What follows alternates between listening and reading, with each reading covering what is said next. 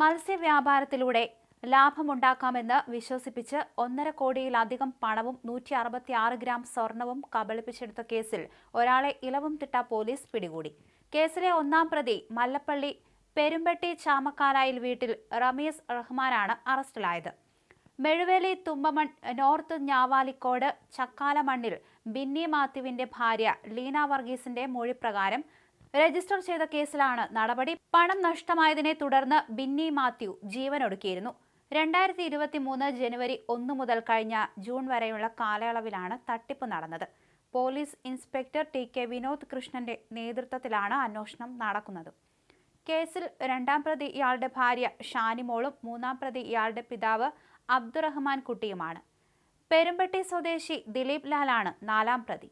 കുടിമത്സ്യ വ്യാപാരം നടത്തി ലാഭമുണ്ടാക്കാം എന്ന് പറഞ്ഞ് വിശ്വസിപ്പിച്ച് 2023 മുതലുള്ള കാലയളവിൽ പണവും സ്വർണവും അടക്കം 1,68,59,581 രൂപ തട്ടിയെടുത്ത പ്രതികൾ തിരികെ കൊടുക്കാതെ വന്നപ്പോൾ സാമ്പത്തിക പ്രശ്നങ്ങൾ മൂലമുണ്ടായ മാനസിക സമ്മർദ്ദത്താൽ സഹിക്കവയ്യാതെ ബിന്നി ജൂൺ 30 രാവിലെ ജീവനൊടുക്കുകയായിരുന്നു.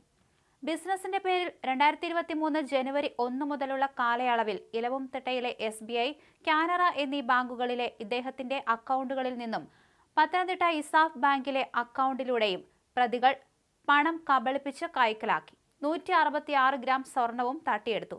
അന്വേഷണത്തിന്റെ ഭാഗമായി ബിന്നിയുടെ ബാങ്ക് ഇടപാടുകൾ സംബന്ധിച്ച രേഖകൾ പോലീസ് ലഭ്യമാക്കിയിരുന്നു.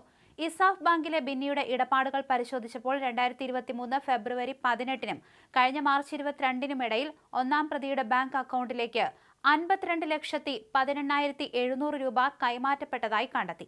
SBI അക്കൗണ്ട് വിവരങ്ങൾ പരിശോധിച്ചപ്പോൾ 99,72,211 രൂപയും ഇയാളുടെ അക്കൗണ്ടിലെത്തിയതായി വ്യക്തമായി.